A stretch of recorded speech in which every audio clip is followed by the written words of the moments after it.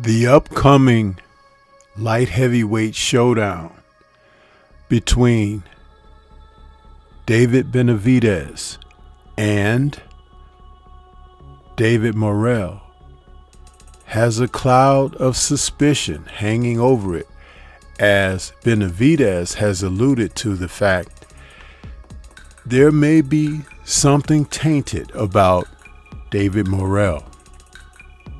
And what's even more interesting is that there are former opponents of Morrell's who have come to the forefront to express their sentiments that there's possibly something going on with Morrell.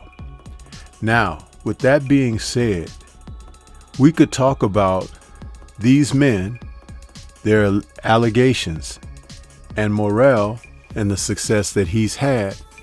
And somewhere in between, there may be truth, or there's a possibility that all of this is just to get inside the head of Morrell going into this big fight. Let's talk about things a little bit further.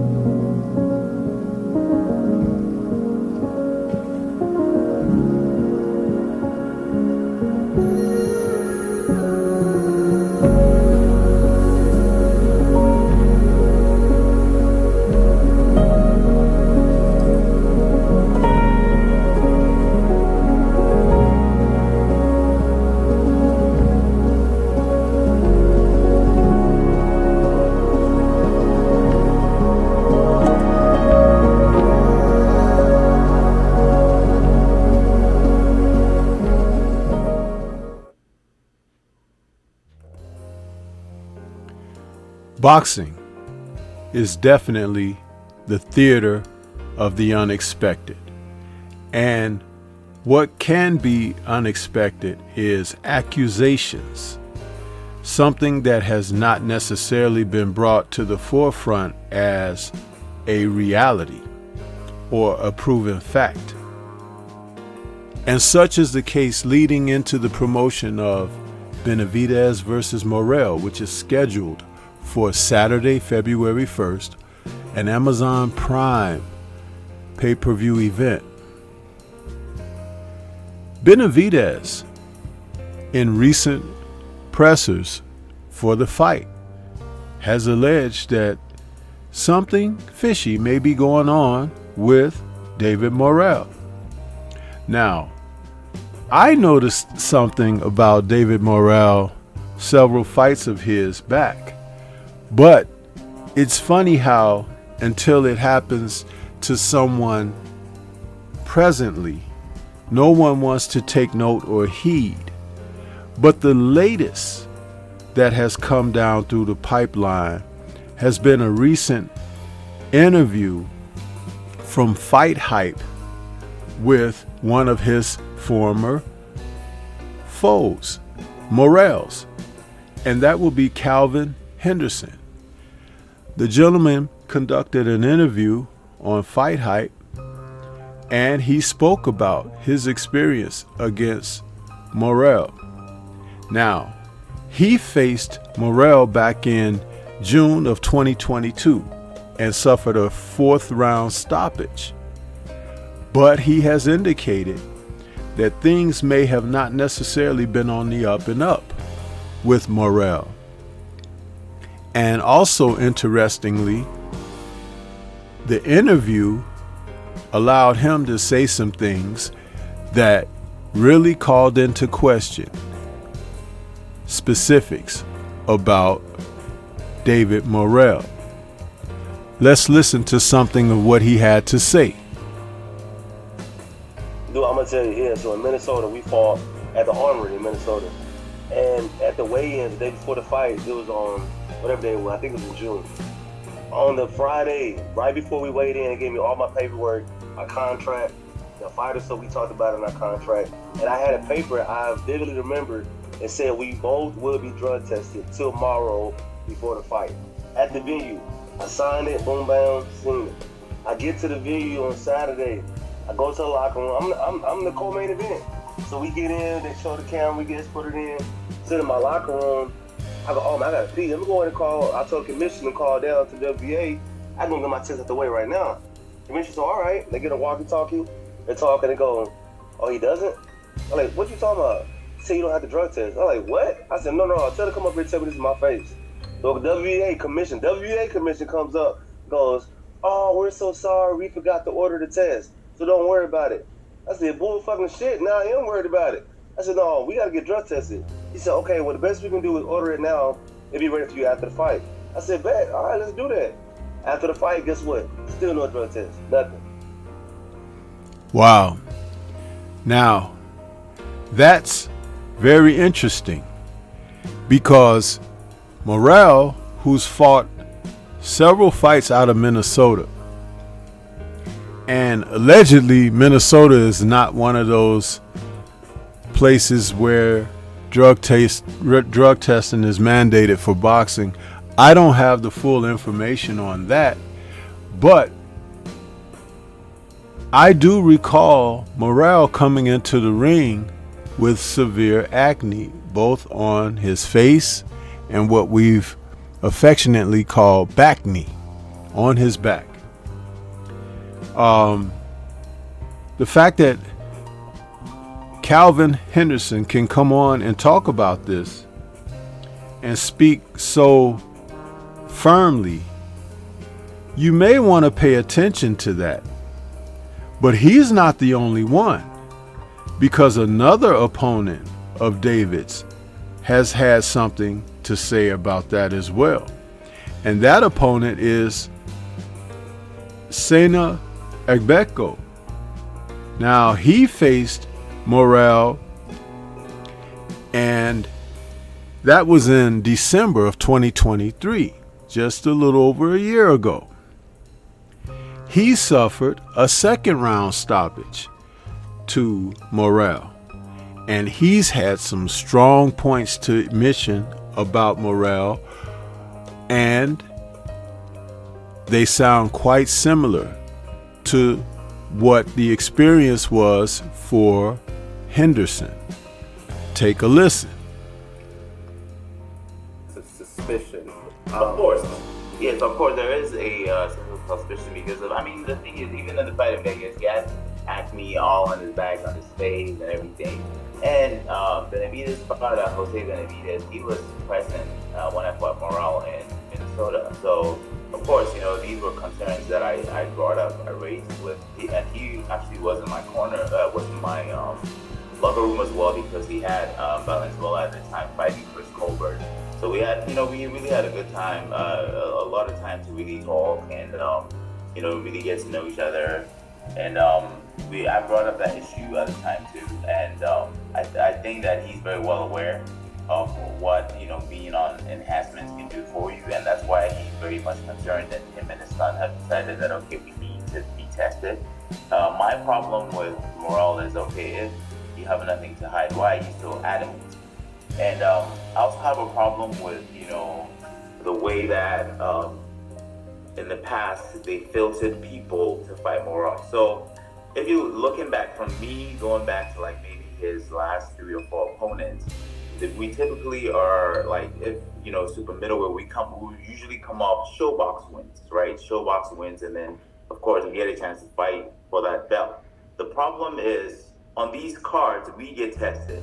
I got tested when I fought Isaiah Steen on the, I believe, it wasn't the last Showbox edition, but I got tested against Isaiah Steen. I beat him, and then following that, I had Nevada show up at my house to test me, and I remember that it was only after my results were published and showed that I was clean that I was offered the fight against Morrell. The whole time he was never tested. And wow, you see, this is something that should really bring about interest of the public. Now, I am not taking a stand with or against the circumstances with the names involved here. But what I do want to point out is something that has transpired that many people do not necessarily want to pay attention to. And that is the fact that though this be a big fight coming up in 2025, we saw something take place in April of 2024 where Devin Haney, who was a world champion at the time, was facing a challenger in Ryan Garcia. It turned out that Ryan Garcia, throughout the entire promotion, did not appear to be ready to have a professional fight. Then came the fact that he missed weight, never showing the disciplines to show up and aligning himself with the obligations of the contracted weight, fighting for Haney's title at junior welterweight. Then came the fact that he tested positive for PEDs, and the public sentiment locked down on the outcome of the fight, which had Garcia winning a decision over Haney after dropping him 3 times during the fight. But it seemed that people en masse, including journalists, celebrated Haney's loss to Garcia, but weren't focused on the fact that the young man had broken the rules. Even now, we're almost beyond that, over 8 months. People are still, and including promoters, they're saying, and former fighters, champions, are saying to Garcia, oh, we don't think you were dirty. We don't think that you lost. We don't think, what? So we're heading into this match, and you have professional fighters who have come out and say, hey man, something is up with this particular fighter. And you have the former champion in Benavidez who has brought it to light. But Benavidez doesn't get off so easy, because even he did not want to speak on Garcia popping dirty when he faced Devin Haney. You cannot have it both ways, people. You can't complain about someone being dirty, and because they may not be your ethnic lineage, you can't speak against them. What about the ethics of the sport of boxing? Because had people justly sided with Devin Haney, who was cheated, who was violated, then this could have a greater sense of credence. If Morrell is doing the unethical, he's not the only one. And you cannot come out against him now and you didn't go against what you found out about certain fighters in 2024, because Garcia wasn't the only one. We had several fighters in top fights pop dirty in 2024. Julio Cesar Martinez,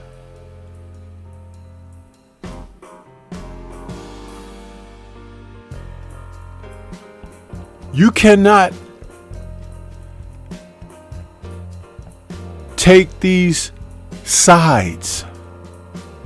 You have to speak in truth and fact and deal with matters head on. And until that day comes, don't talk to me about your suspicions, because I want a clean sport overall for all participants. Because every time a man enters those ropes, he puts his life on the line. And performance enhancing should be outlawed, banned. No suspensions. Banned from the sport. That way, people will fall in line and exercise the proper disciplines that are to be on display as a professional in this combat sport of boxing. And until that happens, leave your suspicions behind. This is Stormy B Man. Shout out to the mighty LDBC and Liberated Perspective, a third eye view of the world. For more content such as this, please like, comment, subscribe, and share. Leave comments and let's discuss further. What do you think? Peace to everyone out there, and everyone please remain safe.